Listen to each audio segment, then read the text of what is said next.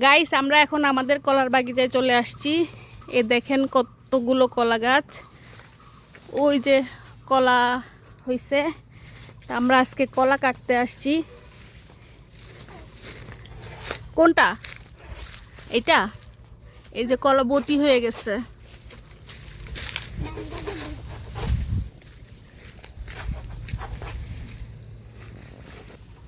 কাঁচি আনলে ভালো হইতো। কাঁচি আনছো? আস্তে আস্তে আস্তে আস্তে আস্তে আস্তে। আরেকটা গাছ ভাঙে। উড়ে উড়ে আল্লাহ, গাছ তো আরেকটা ভাঙছে। ও সুন্দর বতি হয়েছে, মাশাল্লাহ মাশাল্লাহ। উড়ি কাঠ বিড়ালি দেখছো? কাঠ বিড়ালির ভিতর ছিল।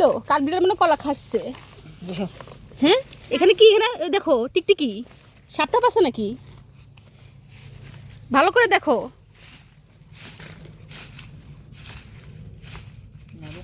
হুম কিসের? কাঠবিড়ালি বাচ্চা আছে? আল্লাহ, ওর মা এসে পরে নিয়ে যাবে না। কলা সুন্দর বতি হয়েছে মাশাল্লাহ। এই যে ভিতরে মনে হয় কি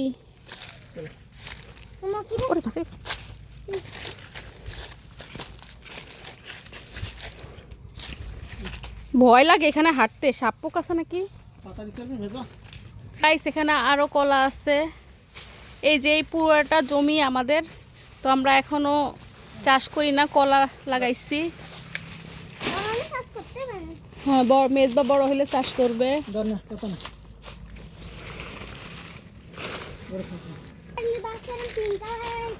কোথায় পিঙ্ক কালার?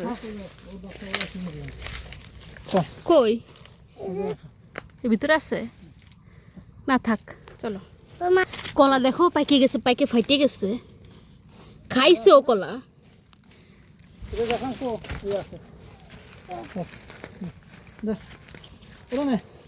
আচ্ছা এটা থাক, আরেকটা কাটবো না? একটাই। হ্যাঁ মিরাজরে বলে দিও ওইটা 2 সপ্তাহ পরে। আর কোনটা কি বতি হয়েছে? ওই কি একসাথে কাটবো? গাছ দেখেন কি সুন্দর ঘাস হয়েছে। এইগুলো তো ঘাসগুলো তো কেটে নিয়ে যেতে পারে গরুর জন্য। শোন,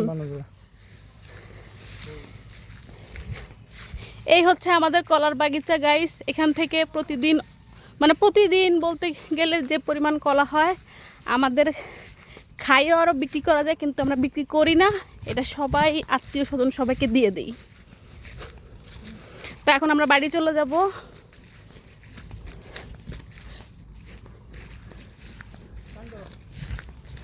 আমি ধরতে পারবো? মেজবা ধরুক।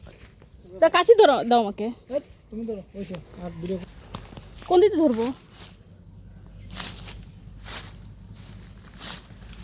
পাতা দাও আমাকে, তুমি এটা ঘাড়ে ধরো। পাতা দাও আমাদের।